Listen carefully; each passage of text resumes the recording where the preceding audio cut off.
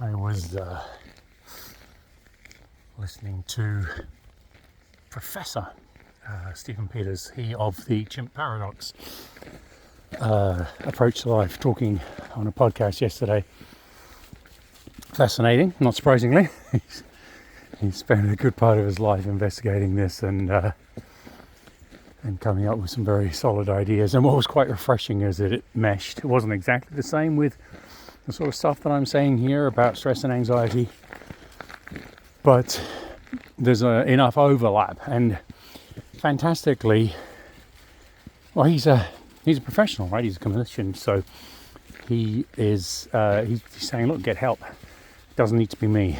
There are a lot of good theories out there that all will have the same effect. And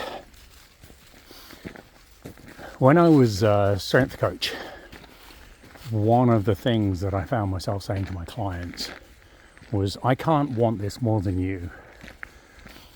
You have to come to the sessions, you have to want to be in the room, you have to do the work, you have to pay attention to the work to get the results. I have a long history. I have gym training t-shirts that are older than a lot of the clients that I used to have. So I've been doing it for a while, and I have committed enough time to kind of get a bit of a feel for what's going on, and one of the things is you have to want to be in the room. Got to turn up. Consistency over any one amazing session. So it's refreshing to hear somebody as luminary as Professor Peters saying the same sort of stuff. But one of the things that I think is really useful as we look at and address stress and anxiety, he would put that as coming from your chimp.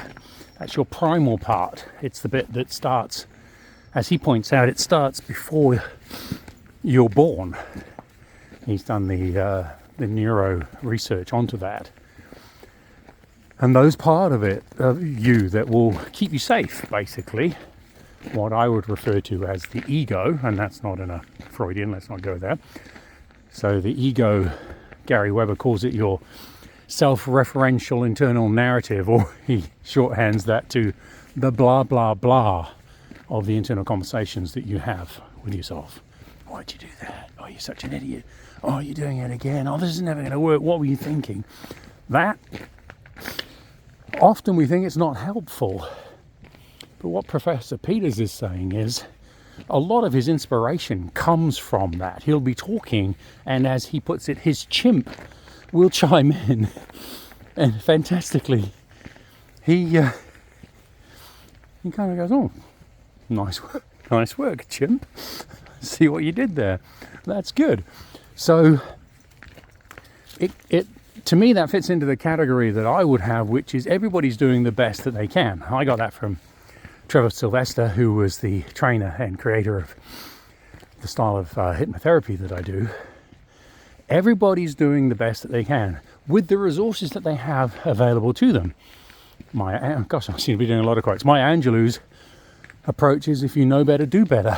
And until then, just carry on. You're doing the best you can. But also just know that there's scope to be better.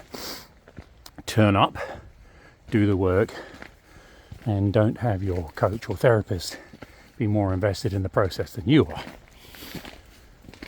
But looping back to the chimp, to the chattering, to the blah, blah, blah, self-referential internal narrative, it's doing the best it can too. It's trying to look out for you. So it could be an inspired insight. It could be something that you don't want to attend to or are trying to avoid attending to. But actually just tuning in and going, what are you saying? Professor Peters takes it to the next level. He's like, I hear what you're saying. Is that how I want to feel? Is that how I want to behave? So a part of you saying, this is a slightly tangent, eat the biscuit, eat the biscuit, eat the biscuit. You need it, you deserved it, you've worked for it. Is that in line with my food goals for the day? Is that who am I aiming to be, growing into being? And how am I going to feel about that 2 hours, 6 hours, 12 hours after I've eaten those biscuits? Am I going to look at that and go, geez, if I hadn't listened to the blah, blah, blah. So we turn that to our stress and anxiety. It's the stress, anxiety, the adrenal cortisol pathway is there to keep us in the food chain. It's there to go threat, danger, respond. We're very hyped and can be very sensitive and aware of that nowadays because we're surrounded by threats, because in a very cynical point of view, that sells things. If I can make you afraid of something and sell you an alternative, then you're more motivated to buy from me. So, awareness. What's that you're saying? Is that actually a threat? And I mentioned Trevor Sylvester. He said a fantastic case of a client who came to see him with stress and anxiety. It was incapacitating. He couldn't leave the house because of it. He was at risk of losing his job. And what it boiled down to was, so one thing, other people's phobias are always funny. Your phobias are not funny, they're very, very serious. So this client had massive anxiety around the fact that he was driving last year's model of, I think it was a Volkswagen Golf, and so he was going to drive into the car park at work and be judged, and the anxiety around that judgment was incapacitating. Fantastically, he did decide that he should probably go and get some help, which is why he was seeing Trevor. And Trevor dug down and he said, okay, so what's the difference between the model of car you have and the one that you could have that you are not able to have at the moment? We've talked about that as well. Often stress comes from your not what happens, your response to what happens. It's often about wanting to control an environment.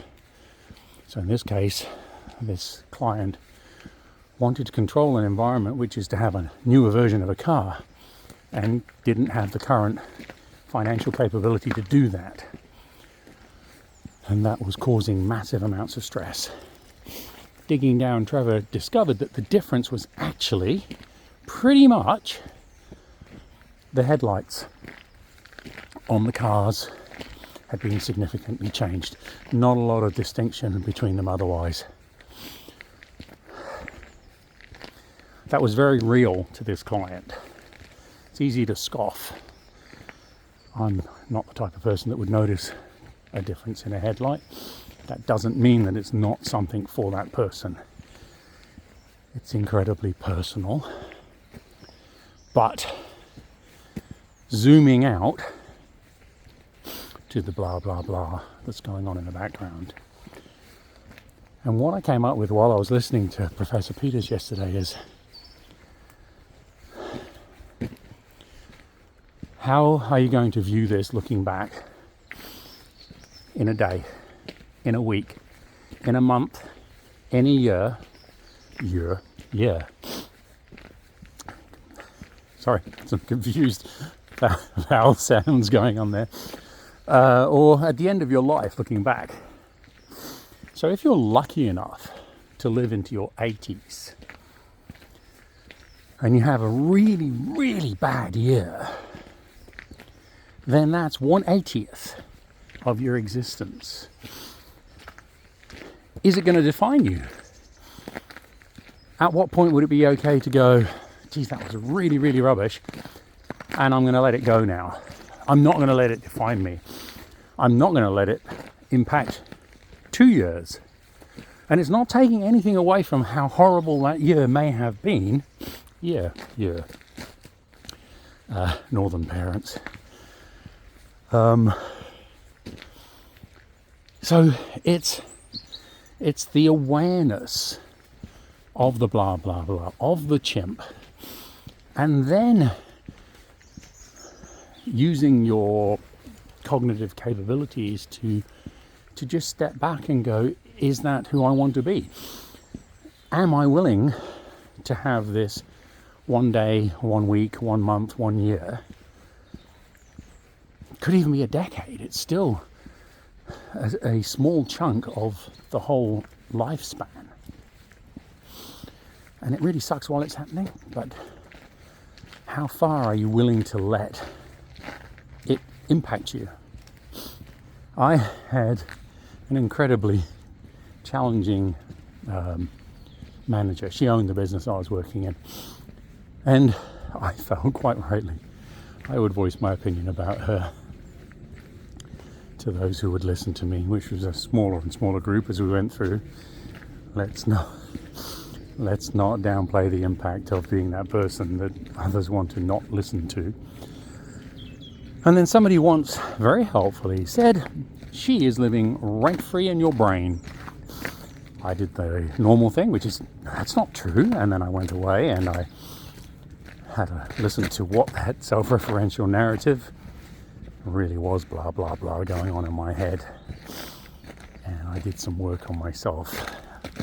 And it was a conscious choice to let go of it, to control the controllables. And that's the thing, is that voice had been set up because on some level my colleagues and I were being wronged by the behavior, and it was impacting at our, not quality of life maybe, but happiness in that instant. But also, how long do you want to have that carry around in your head?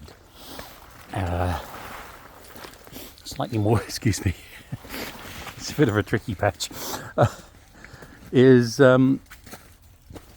do you want that person living in your head? Is that where you're at? Then deal with it in the now and put things in place. And again, borrowing heavily from Professor Peters, he says 1 degree course correction now may not show any change for days or weeks or months, but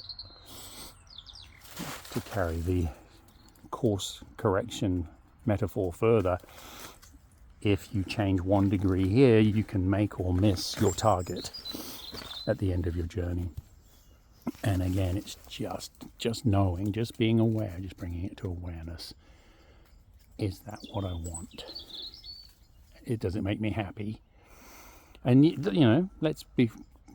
I was talking to a training client about that, and it's like sometimes you just got to suck it up and get through the session because it's not that much fun. But the goal is enough so that you will work towards it. And that's the 1 degree course correction. Lao Tzu, the journey of 1,000 miles begins with a single step. It's true. But also, let's make sure that the ladder that we're climbing is leaning against the right wall. So that's when we zoom out.